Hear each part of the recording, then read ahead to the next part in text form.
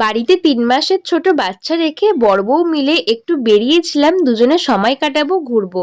তা বলে যে এত রাত হয়ে যাবে সত্যি ভাবিনি। শেষে কি হলো চলো সবটা তোমাদের সাথে শেয়ার করি। সো হ্যালো এভরিওয়ান, কেমন আছো সবাই? আশা করছি সবাই খুব ভালো আছো। আমার আরো একটি নতুন ভিডিওতে সকলকে স্বাগত জানাই। হঠাৎ বিকালে দুজনার প্ল্যান হলো চলো ঘুরে আসি। আর বেশি সময় নষ্ট করা যাবে না, 5 মিনিটে রেডি হয়েছি আর বেরিয়ে পড়েছি।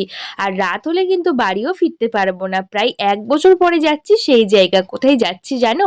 আচ্ছা, এই মন্দিরে তোমরা কে কে এসছো আর মন্দিরটা তোমরা কি চিনতে পারছো? অবশ্যই জানিও।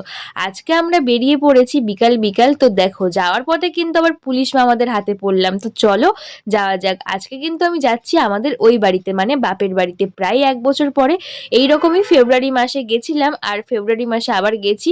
সত্যি বলতে সারপ্রাইজ দেওয়ার জন্য গেছি আর আমার মা তো পুরো অবাক হয়ে গেছে। এখানে ছিল কীর্তন, মানে হরিনাম। তো হরিনামে আগের বছর গিয়েছিলাম, তো এবছর কয়েক ঘন্টার জন্য গেছি।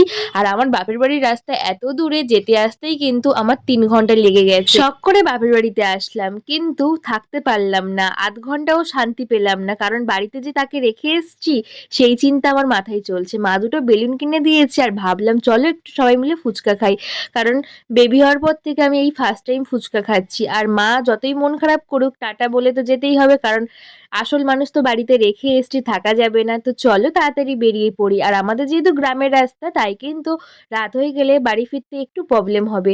তো আমরা কিন্তু চলে এসেছি বাড়ির কাছাকাছি। এখানে দেখতেই পাচ্ছ কত ভিড়। আর এখন কিন্তু ভালোবাসা দিবস চলছে, ফেব্রুয়ারি মাস মানেই তো বুঝতে পারছো। তো তাই আমরাও কিন্তু দুজনে একটুখানি চা খেয়ে নিলাম। আর এইভাবে চা খেয়ে সময় কাটাতে বেশ ভালোই লাগে। 5টায় বেরিয়েছি, বলেছিলাম শাশুড়ি মাকে 7টায় আসবো, কিন্তু হলো কই, এখন বাজে 9টা। তাও বাড়ি পৌঁছাতে পারলাম না। আর আমি কিন্তু চা খেতে সেইভাবে ভালো পারিও না। যতবারই চা খেতে যাই ততবারই কিন্তু জিভটা পুড়িয়েই ফেলি। তো আমি যে বাপের বাড়িতে গেছি আমার শাশুড়ি মা কিন্তু জানেও না, ভেবেছে দুজনে একটু ঘুরতে বেরিয়েছি। তো চলো তাড়াতাড়ি বাড়িতে যাই আর দেখি আমার বাবু কি করছে। তো যাওয়ার আগে ভাবলাম শাশুড়ি মার জন্য একটু বাদাম নিয়ে নিই। তো আমার কিন্তু বেশ টেনশন হচ্ছে, যে মনে হচ্ছে শাশুড়ি মা কি বলবে, বকাবকি করবে হয়তো।